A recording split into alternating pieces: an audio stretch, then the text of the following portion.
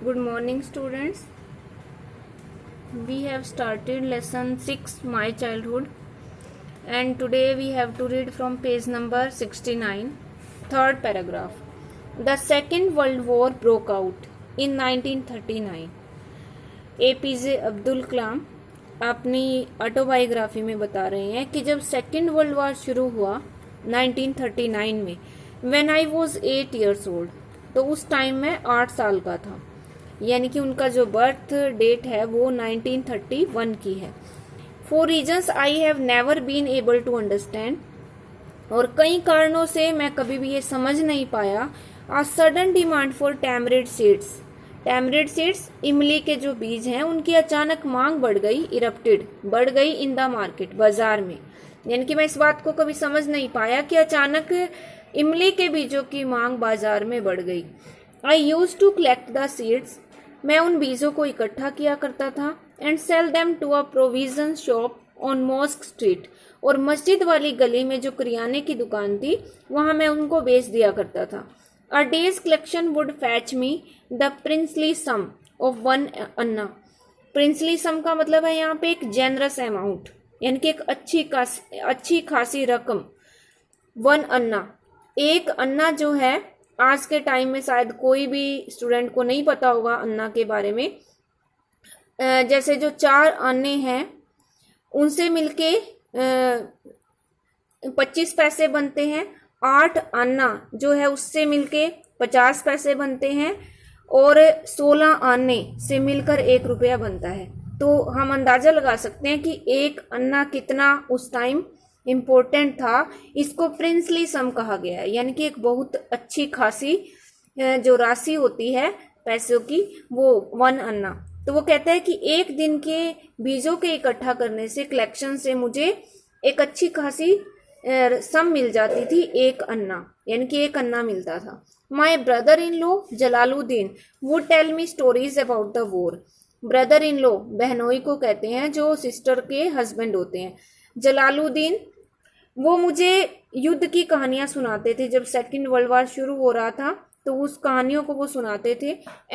Which I would later attempt to trace means find out in the headlines in Dinamani. Dinamani is a name of a newspaper. तो अगले दिन मैं क्या करता था, उनको दिनामणि न्यूज़पेपर में जो हेडलाइंस होती थी उन हेडलाइंस में मैं उनको ढूंढने की कोशिश करता था, उन कहानियों को, कि युद्ध की जो कहानियां मेरे ब्रदर इन लॉ ने मुझे सुनाई हैं वो सही है या नहीं. तो दिनामणि न्यूज़पेपर की हेडलाइंस में मैं उनको ढूंढता था. आवर एरिया बीइंग आइसोलेटेड, और जो हमारा क्षेत्र था वो बिल्कुल अकेला होने की वजह से वॉज कम्प्लीटली अनअफेक्टेड, पूरी तरह से वो अप्रभावित था, असर नहीं था हमारे एरिया पे बाय द वॉर, युद्ध का. But soon India was forced to join the allied forces. पर जल्दी ही भारत को एलिड फोर्सेज मतलब मित्र देशों की तरफ से, मित्र देश जहाँ पे अमेरिका, ब्रिटेन वगैरह एक साथ लड़ रहे थे, उनको एलिड फोर्सेज कहते हैं. तो उनकी तरफ से भारत को भी इसमें शामिल होना पड़ा, मजबूर किया गया इसमें शामिल होने के लिए, क्योंकि उस टाइम ब्रिटेन का अधिकार था भारत के ऊपर और भारत ब्रिटेन की तरफ से सेकेंड वर्ल्ड वॉर में शामिल हुआ. And something like a state of emergency was declared, और एक प्रकार का आपातकाल घोषित कर दिया गया. The first casualty came in the form of the suspension of the train halt at Rameswaram station. और जो पहली वहां पे उनको प्रॉब्लम हुई, समस्या हुई, वो ट्रेन के सस्पेंशन के रूप में. सस्पेंशन मतलब बंद कर देना, ट्रेन को बंद कर दिया गया. हाल्ट एट रामेश्वरम स्टेशन, जो रामेश्वरम स्टेशन पर हाल्ट में स्टॉप, रुकती थी. The newspapers now had to be bundled, और अब जो न्यूज़पेपर आते थे ट्रेन के थ्रू, अब उनको बंडल बना दिया जाता था. And thrown out from the moving train, और अब चलती हुई ट्रेन से फेंकना पड़ता था उनको on the Rameswaram road, Rameswaram सड़क के ऊपर, बिटवीन रामेश्वरम एंड धनुषकोडी. जो रामेश्वरम और धनुषकोडी के बीच में सड़क होती थी जिसका नाम था रामेश्वरम रोड, वहां पे चलती हुई ट्रेन से अब न्यूज़पेपर्स को फेंकना पड़ता था. That forced my cousin Shamsuddin who distributed newspapers इन रामेश्वरम.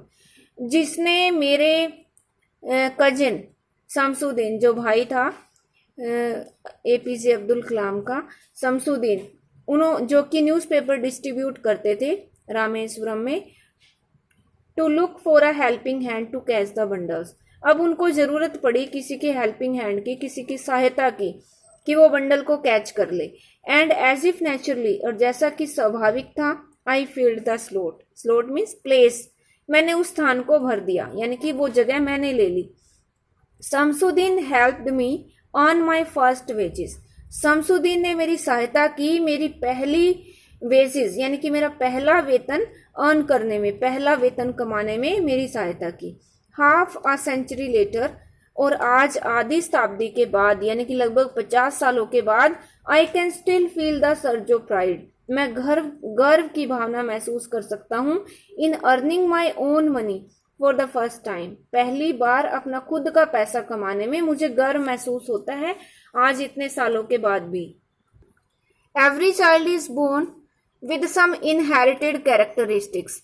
प्रत्येक बच्चा कुछ विरासत में विशेषताएं लेकर जन्म लेता है।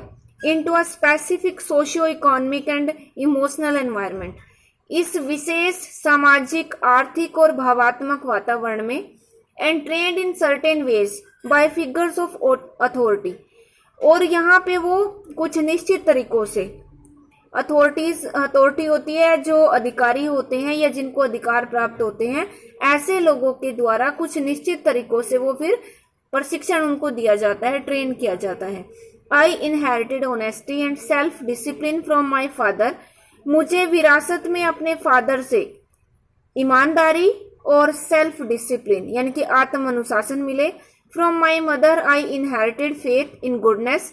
और अपनी मदर से मुझे अच्छाई में विश्वास, एंड डीप काइंडनेस, और गहरी दयालुता, ये मुझे विरासत में मिले। And so did my 3 brothers and sister. और ऐसे ही मेरे 3 भाइयों और मेरी बहन को भी ऐसा ही मिला। I had 3 close friends in my childhood. मेरे बचपन में मेरे 3 बिल्कुल क्लोज फ्रेंड्स थे, निकट के दोस्त थे। रामानंदा शास्त्री, अरविंदन एंड शिव प्रकाशन। बहुत इंपॉर्टेंट है, ये नेम लर्न करने पड़ेंगे। रामानंदा शास्त्री, अरविंदन एंड शिव प्रकाशन। All these boys were from Orthodox Hindu ब्राह्मण फैमिलीज। और ये तीनों जो बॉयज थे, ये तीनों जो लड़के थे, ये तीनों ही रूढ़िवादी हिंदू ब्राह्मण परिवारों से थे। रूढ़िवादी होते हैं जो पुराने विचारों के हों। As children none of us ever felt any difference. और आगे कहते हैं कि बच्चों के रूप में हम में से कोई भी एवर फील्ड एनी डिफरेंस, कभी भी हमने कोई अंतर महसूस नहीं किया अमंगेस्ट आवर सेल्व्स, अपने बीच में। Because of our religious differences and upbringing. अपने अलग अलग धर्मों की वजह से और अपने पालन पोषण की वजह से हमें कोई अंतर नहीं लगा अपने बीच में। In fact Ramananda Shastri was the son of Prakashi Lakshman Shastri. Lakshman Shastri, Ramananda Shastri जो थे वो पाक्षी लक्ष्मण शास्त्री के बेटे थे। The high priest of the Rameswaram temple, जो रामेश्वरम मंदिर के सबसे बड़े पुजारी थे। Later he took over the priesthood of the Rameswaram temple from his father. और बाद में उन्होंने अपने पिता से रामेश्वरम मंदिर का जो प्रीस्टहुड था, पुजारी का काम, वो उन्होंने ले लिया। Aravindan went into the business of arranging transport for visiting pilgrims. और जो तीर्थ यात्री होते हैं उनके लिए यातायात की सुविधा प्रदान करने का जो व्यवसाय होता है, अरविंदन उसमें चला गया। एंड शिव प्रकाशन became a catering contractor for the southern railways. जो दक्षिण भारतीय रेलवे है उसमें कैटरिंग कॉन्ट्रैक्टर ये होता है जो खाने भोजन वगैरह का जो ठेका लेते हैं ट्रेन में देने के लिए, तो वो कॉन्ट्रैक्टर बन गया, कैटरिंग कॉन्ट्रैक्टर शिव प्रकाशन।